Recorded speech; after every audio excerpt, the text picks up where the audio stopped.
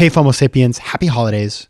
So given that it is the end of the year, I am running a best of, and it is a doozy. It's one of my faves. It's Daniel Ryan, the hypnotherapist, and I love Daniel Ryan. I'm just going to put that out there. I think he's amazing.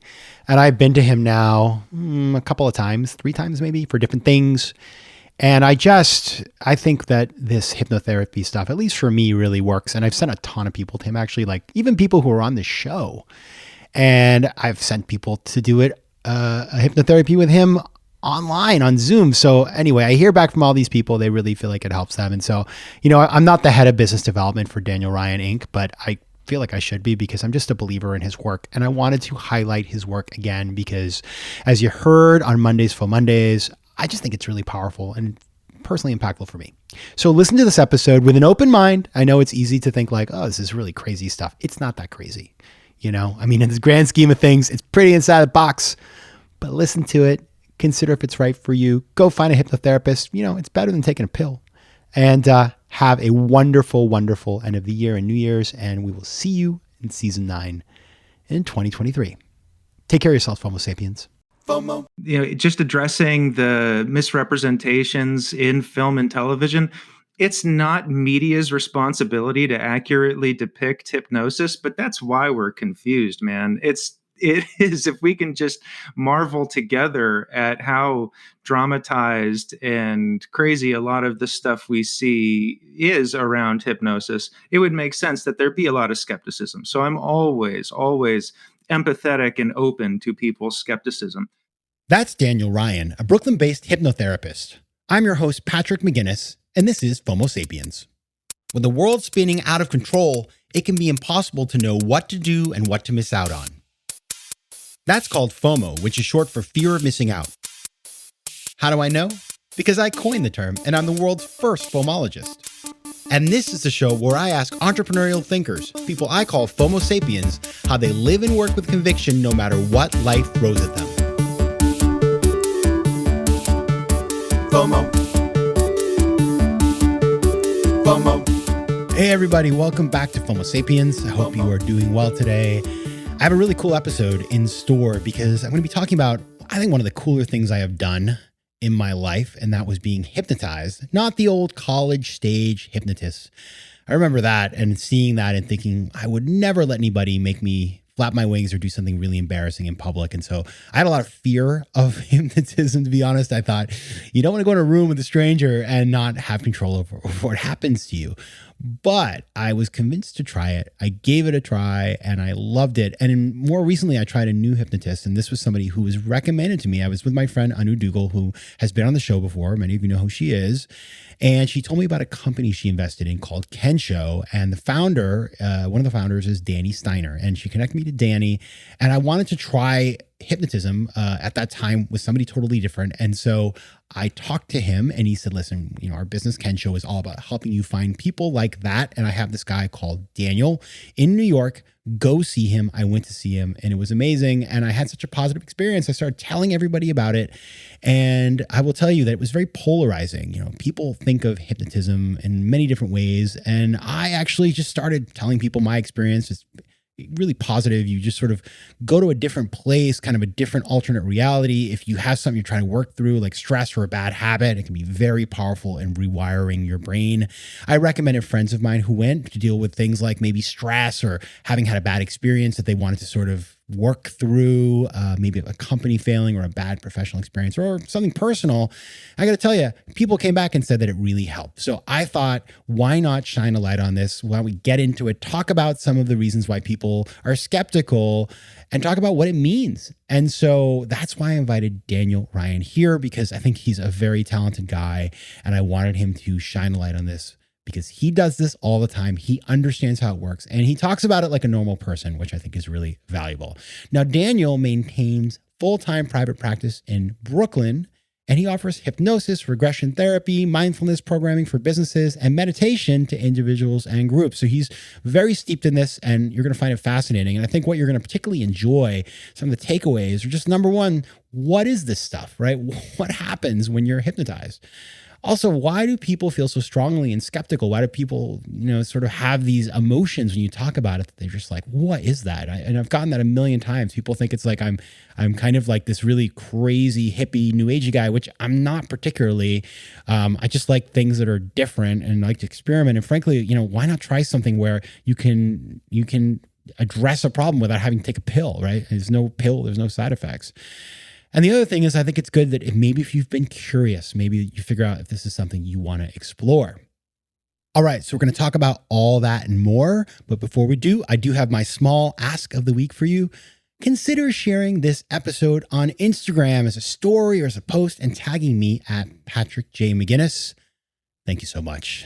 That is all small ask.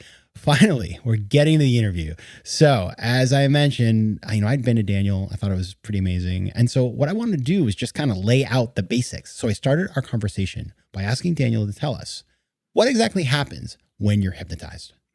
Thank you for your question, Patrick. The experience of being hypnotized is a little bit different for everybody. And the first thing we need to get really back in touch with, it's a reminder more than anything else, is trance states are common and naturally occurring. The screens we stare at, our phones, good conversations, anxiety and stress themselves, all of these things are trance-inducing substances. So trance, not unlike meditation, is a common and naturally occurring part of having a mind and paying attention. So first off, addressing, just briefly the 150 years of bad PR of hypnosis up front. One of the sillier kind of misconceptions, to begin with, is that the hypnotist puts trance in and out of things. That the hypnotist has this special power to activate or deactivate trance, when in fact there's a already pre-existing flow that we're getting in touch with and getting acquainted with in the process and using to our advantage to some end, to relief, really, to healing, of course, if it's the case of hypnotherapy. So to give you an example of one of my sessions are generally 60 to 75 minutes long. The first half of the session is spent in conversation. And my first question is always, how can I help you? If it's a first session, we're getting to know each other or following up. If it's a second session, and then the second half of the session is the practical portion, where we're engaged in an experience that looks a great deal like meditation with a specific goal and a great deal of technique, but we may even more accurately consider a brain training in the positive psychology of how we want to feel during performance. Yeah, and I've been in one of your sessions. So the reason I had you on is because I experienced this, and I had a really positive experience. And so I've done hypnotherapy, I think 3 times over the years. And it was one of those things that I was super skeptical about and was like, this is for, I don't even know, very, very susceptible people. But Sure. Actually, that was not my experience. Now, you mentioned this trance. We had Stephen Kotler on the show recently. He was talking about flow. And when you were talking about trance, I was thinking about flow. Are those kind of similar in their nature? In my opinion, yes. And, I am a great admirer of Stephen Kotler's work. And, I know that flow has some very specific definitions and very specific, just definitions and ways of understanding flow states depending on our context. So I don't want to co-opt or take any of that out of context. But in my understanding, Patrick, as a hypnotherapist, yes, there's a great deal of overlap in a Venn diagram between certain kinds of trance states and certain kinds of flow states. Okay, that's good to know. That's good context for people who maybe haven't, experienced trance, but everybody's felt that flow. And so you can put that into context. Now, let's talk about, okay, so I think, again, there's a lot of misconceptions here. So, show up at the office, and as I said, I've been through this. You sort of sit me down. You didn't even lay me down. I think I was sitting in a chair. You asked me to close my eyes, and then you take me somewhere. And so how do you actually, it's not an easy thing to get somebody into a trance, I don't think necessarily, but how do you actually get people into that state of being in that trance-like, state of mind? Well, for starters, people come to see me. So I'm not forcing anybody to do anything, And that's a very important piece of the equation, my friend, very sincerely. It'd be a much creepier process if I were, projecting this stuff onto other people. And I say this with respect to, A lot of stage hypnotists and people I know who do that, who are fantastic showmen, but it's just a completely different process and experience that what happens in my office. And it's a bummer kind of that these things even have the same name, because it is confusing. That name being hypnosis, of course. So anyway, if somebody comes to my office, as I mentioned before, my first question is always, how can I help you? I want to start getting a sense of what their goals are as quickly as possible, what progress would feel like for them, how they want to benefit in the time, what they want to essentially place our attention on. And then using the skills I have, patterns of hypnotherapy and parts of the exercise that are kind of chained together. There's a unique and customized experience that's put together in the office there based on the person I'm sitting with, their vocabulary, their filters, their quote unquote triggers as they have explained them to me. And then, we are in that practice engaging with the subconscious the way hypnosis is reputed to do. And again, in that brain training that I mentioned before, directing our attention towards their physiological relaxation, calm, confidence, ease, lightness, states like that. Yeah, and what we did, I remember, one of the things that I think is a preconception that didn't come true for me anyways. It's not like you mentioned these hypnotherapists, or not therapists, but these hypnotizing people who do these shows at colleges. Stage hypnotists, yeah. Yeah, and you see, I remember you go and it's like all of a sudden your friend is like flapping their arms like a bird or something, and they don't remember it. Right. That was not my experience. I remember the whole thing. I remember the way that you got me into it. You had me like, there was an elevator. I was going down flights of stairs. And then eventually I got to this place where I was in a certain place. And I remember seeing these colors, and, you're sort of like with your subconscious. And then later on you take me out of there. And I remember the whole thing. And so I always had a lot of cognitive dissonance, because I had thought, okay, I'm not going to remember any of this. And then all of a sudden, I'll be back to normal, or I'll be back sort of, like a sentient human being walking around. It's not the case. And so, I think that is, that's really interesting. So is it typical then that a person will remember the whole experience, or do people sometimes have that experience where they're completely out of it the whole time? Well, there's two things right away that come up for me. One, just addressing the misrepresentations in film and television. It's not media's responsibility to accurately depict hypnosis, but that's why we're confused, man. It is, if we can just marvel together at how dramatized and crazy a lot of the stuff we see is around hypnosis, it would make sense that there'd be a lot of skepticism. So I'm always empathetic and open to people's skepticism. Then besides that, I really wish oftentimes that wasn't there, because at schools like Stanford, for instance, and guys like Dr. Huberman, who we could find online, Dr. Mike Dow, who says, I like meditation, but I love hypnosis. There's actually a lot of really interesting characters and a lot of really cool research that know and understand hypnosis as meditation plus in this modern age, that are using it in the way you experienced it, Patrick, that, have that sense of, I was kind of more conscious, not less conscious. And that was surprising to me. So to answer your original question about people remembering it, it runs the gamut, man. Some people come away retaining a great deal of their experience, and others, it's just a kind of flow of sensations and feelings. They feel it afterwards, but they don't retain much of it. And oftentimes it is case by case, but I really think it depends on the person and how much they need to carry with them. The first time I ever did hypnosis, I remember saying to the therapist, well, that was great, but sorry, I was not hypnotized. And he said, yes, you were. And I said, how do you know? And there are certain indications you can see, fluttering of the eyes and other things. And then he said, how long have you been here? And I said, well, it's been about 15 minutes, and it had been like 2 hours. So clearly I was hypnotized. I just didn't realize it and was skeptical even after the thing. But then I walked out of the office and I felt great the whole day.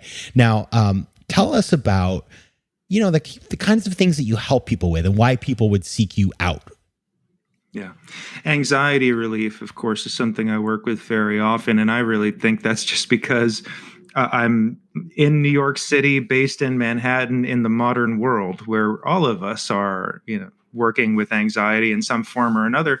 So primarily, I would say I have worked with and addressed forms of anxiety relief, stress relief, symptoms of depression, habit cessation, habit change, and performance enhancement, public speaking, discrete habits at home, smoking and things like that are classics with hypnosis, so things like this come my way. But I'm really, I love my work. I'm one of those lucky SOBs who's very fortunate to have found the right job for him. And the people that I work with and the stuff that I've been faced with has been as varied as New York City could present. Tell us a story about a patient that you had, obviously on a no names basis, but that, where you worked with them and you saw a dramatic change in their behavior. Well, one client that I think of very often, who came to me early on in my practice, she came for anxiety relief, and I believe at the time she was either in her late 30s or early 40s. And we started working together on kind of what showed up as, I'll just call it superficial anxiety. It wasn't superficial, but it was a presenting issue that was on the surface as she arrived, and that was what she wanted to talk about. And after very little conversation, really, we started talking about something terrible that had happened before that, where her son had passed away tragically and very young. And that grief, which is probably always unresolved, was perpetuating a lot of this feeling for her, and really just sitting in the background, not very far. So what ended up happening, Patrick, and again, this was just the kind of thing that's totally unplanned. And, as a therapist or practitioner, I consider myself very lucky to have had experiences like this, where I then had the opportunity over time to work with her on this grief, working with hypnotherapy and certain forms of hypnotherapy that will allow us to address our spiritual questions and grief, and those kind of greater problems that any one of us can suddenly be faced with in life, that where understanding and conventional reasoning often do break down. And saw her, just was really privileged and honored over years to see that grief evolve, to see acceptance emerge, to see her anxiety fall away, and to see her really change in ways that were really special and beautiful. So her story, which again is a longer story, this was years of work, and hypnosis is a brief intervention. Usually, I don't often work with people for years at a time, and this is probably why this one stays with me. But yeah, that story and her particular story stay with me, as I said. Yeah. Pardon Now repeating myself. I know a lot of people, come to hypnotherapy to stop doing something, like stop biting your nails, stop smoking. Right.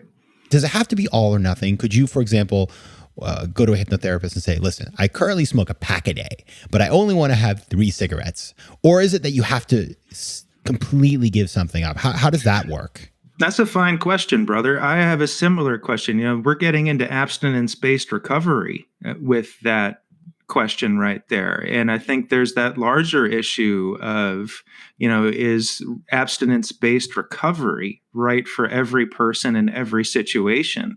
And, again, I do believe things to be case by case, and I don't want to strip away any nuance or subtlety. So it's a tough one. And I would ask the person coming to see me, again, any habit cessation that comes into my office, some of the first questions and quote unquote checks I'm doing is, does this person really want to stop? Is this person coming to me so I can do some hypnosis amnesia magic on them and make them forget this thing ever existed? Or, do they want to actually make a change in their life that would genuinely be positive for their health and their well-being, that we could perhaps hook into energetically and kind of draw forward? It's funny, as I listen to you talk, I feel like I'm getting hypnotized, and I'm wondering, you have the perfect voice for this, by the way. Anybody Thanks, who's man. listening right now, if you're feeling it too, you let me know. And what I'm wondering is, besides having a great voice for this, How did you get into this line of work? So hypnosis is the family business, actually. I don't know if you and I ever had the chance to talk about this. My I don't think so. father, my father, Jeffrey Ryan, was a hypnotherapist and a regression therapist who maintained private practice in Morris County, New Jersey from the early 80s until his passing in 2011. And I was introduced to these subjects as a young guy and grew up around this stuff and was really drawn to it. In fact, hypnotherapy was the first thing that helped me relieve stress as a teenager and as a young person. So I was acquainted with and introduced to the benefits early on. And then my dad was trained by the US military in hypnosis in the late 1950s when they were doing all kinds of spooky stuff. And, thankfully, I don't think he was involved in too much of that, but he was offering hypnosis as counseling to veterans who were coming back from, I believe, Korea and just, experience with or around trauma or on the front lines. So he was on the front lines, really, of the applications of hypnosis in a scientific and healing manner. And so then you grow up around this, right? I did. How do you learn? Where do you go to learn this skill? That's another good question. Because again, it's not really a major that you can take in most places. And, I know a ton of great psychotherapists and psychoanalysts and psychiatrists, but that was never what I wanted to be particularly. So first off, I just had the good fortune of A, being born into this family where this thing was, and then B, actually being drawn to it enough to want to do it as a career. And then outside of that, I was surrounded by teachers and practitioners at a young age. As a teenager, Patrick, it was so useful to be kind of skeptical and sarcastic in the 1990s and be raised on all of that stuff, because just my radar for spotting falseness or, big egos amongst therapists and guys that were essentially peddling snake oil, which of course there is too much of in hypnosis. It really sharpened my ability to hear that stuff, to sense those characters right away, and to filter out genuine good people and good trainings.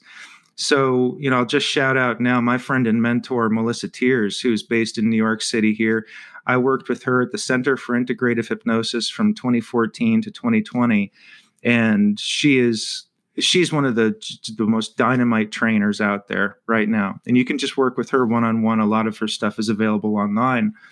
And Melissa is a perfect example. It's splintered, to answer your question, Patrick. Like we could go to Stanford and certain pockets in the universities where this stuff is being focused on if we're fortunate enough to get there, but other than that, you have to kind of hunt down these awesome people that are available in training and doing things on a smaller scale.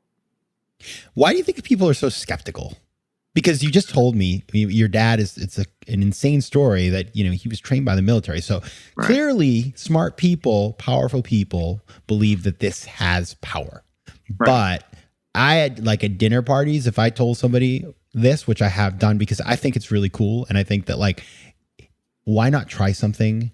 It's not like you're taking some drug that's going to hurt you. You're just doing something that is, there's like, where's the downside? But people look at me like I'm a crazy man, which I would like to think I am not. And so I want to know, like, why the skepticism? I often say at dinner parties, when I tell people that I'm a hypnotherapist, half the room leans forward and the other half leans back. And usually for the wrong reasons, usually for reasons that who knows why. So I think it does have a lot to do with just that representation. I just rewatched for the first time. Have you ever seen Manchurian Candidate? I know what it is. I have not seen it.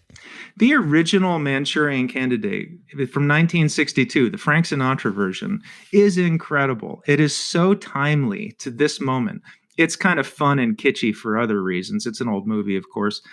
But, in that movie, these veterans are literally brainwashed and hypnotized by the government to do awful, terrible things.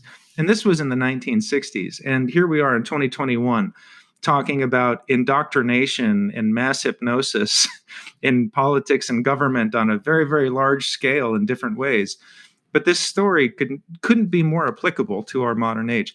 I just give that one example, Manchurian Candidate, this movie with Sinatra from 1962, where hypnosis is just scary, man. They never show it. It's good filmmaking too, because like the shark in Jaws, they don't really show it. They just show the horrible effects of it.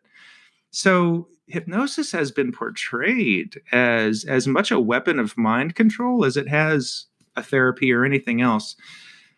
So again, this is why I say it's not people's fault if they're confused. All these representations are so dissonant and confusing. So yeah, it would have to be a long answer to your question, man, but it's another good one. And it bums me out for multiple reasons. Well, I'll tell you what I think it is personally. Please. I think it's about ceding control. And if you're fearful that somebody can make you do things you don't want to do, which is, the way it's portrayed, then ceding control to somebody else is really scary. And I also think that it's like one of these things, like meditation now has become widely accepted, right? But 10 years ago, I remember my brother meditated and I was just like, wow, that guy is really out there. I mean, what is he going to do? Join a commune next? Which, by the way, maybe he will. And if he wants to, I support that. But I do think that that's what's happening and what happens, and why I wanted to have you on the show is I'm not here to pitch for hypnotherapy for everybody. It may not be right for you, but I will say keep an open mind, because the experience that I had was really positive. I'll tell you one thing. When you get hypnotized, you feel great the rest of the day. It's like, I remember I left your office and I went to a Chick-fil-A, which I'd never been to. And I probably won't go again because it's not very healthy. But it was the best sandwich I ever had. It just like everything felt amazing. And so I think being open-minded about these kinds of things, especially something where, again, it's not like you're ingesting something. I'm not, telling you to go take some, illegal drug, which would be a bad thing to do. It can be really positive. Now, I do want to shift gears here because you have another feather in your cap, another arrow in your bow, as it were, which is, yeah, exactly. Which is something that is, I think people would find slightly, even more maybe outside of their spectrum of what they do and believe in, which is you do past life regression. Mm-hmm. And that's one that I have not done. And frankly, I find that like a little bit intimidating. So talk about that. What is that about? Why do people come to you for that sort of therapy? Mm-hmm. So past life regression, first I just want to emphasize, is not a very good tool for proving or disproving the afterlife. It is a fascinating experience and often a very healing therapeutic experience where we can explore what are very clearly, from a certain point of view, metaphorical explorations of patterns of behavior, things that we're experiencing in the present, relationships, challenges, joys. And this metaphorical understanding points to the same symbolic reasoning we use in decoding and interpreting dreams, or interpreting works of art, or talking about great books or myths or things like that. So past life regression itself as an experience, I again invite all skepticism, and I'm the last person who's going to say these are definitely past lifetimes we're exploring. In fact, I'm quite certain the playing field is much larger than that. And, I don't think pinning the butterfly to the page is even exactly what we want to do. With that, past life regression is this beautiful experience where we can explore spiritual questions and, again, kind of point towards the possibilities of what happens maybe before we arrive and after we leave. And, again, exploring genetic memory and family systems and the deeper kind of more existential, certainly, and metaphysical questions that we have. So, Patrick, I have buddies who are doctors who have looked at me and been like, past life regression. Are you sure you want to do that? Are you sure? Which I appreciate. But again, there are so few things that will help us with our metaphysical stuff. So for me, that's why, of course, I'm going to do this. I wouldn't take that off the table because we all have that eventually. Yeah, it's one of those things where like you can already see the movie plot. I'm sure it's been made where like somebody does this and all of a sudden they come back and then they're past like they were a murderer and then there's a ghost that stalks them and all sort of stuff. So people are afraid of it. I can see it now. Maybe I'll write the film. Now what? Yeah, there's a couple. There's Dead Again with Kenneth Branagh. There's Stir of Echoes with Kevin Bacon. There's some good kitschy stuff out there. Yeah, exactly. Okay, well, I will not be watching those. Now, I'm curious. So you might have heard we've been in this pandemic thing, and I'm curious. Can you do your work via Zoom, or do you have to be in the room? Yeah. Wow. Thankfully, we don't really lose anything going to virtual. Like everybody else, I'm tired of the screens, so I have screen fatigue, like just the rest of the world has.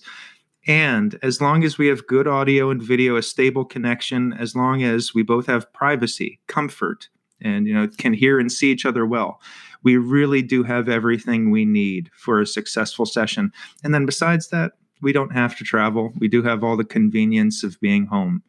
So as long as those things are in place, we can have a very, very productive session, sometimes more so than we would have had in person. It doesn't replace the in-person experience, of course. There's a trade-off, but it will work just fine. I'm glad to say. All right. So Daniel, if people are interested in trying it, now that we know you can do it over Zoom, you can head over to danielryancrt.com or on Instagram, danielryancrt. And you have a podcast as well. And you also have some music. So, this is a man who does many things. I just read on your Instagram, you scored a film. So you're a true FOMO sapiens, which is one of the things I love about you. So anyway, hopefully we open some minds today. And if not, at the very least, go check out The Manchurian Candidate. Daniel Ryan, thanks a lot for being here. Thanks so much, Patrick. Appreciate it. FOMO. Big news. We now have a brand new website. So head over to FOMOsapiens.com where you can listen to past episodes, learn more about the show, and find out how to advertise. Also, head over to Spotify where you can find and follow playlists of the best of the show. You can also connect with me on Instagram at Patrick J. McGinnis, on Twitter at PJ McGinnis, and on LinkedIn. I'd love to hear from you, so don't be shy. FOMO Sapiens is recorded in New York City. Theme music is by Mike McGinnis, and editing and post-production is by Josh Elstrom. If you like today's show, please be sure to rate it and recommend it to your friends. And as always, you can find me at FOMOsapiens.com and at PatrickMcGinnis.com. To advertise on FOMO Sapiens, reach out to contact@FOMOsapiens.com. FOMO.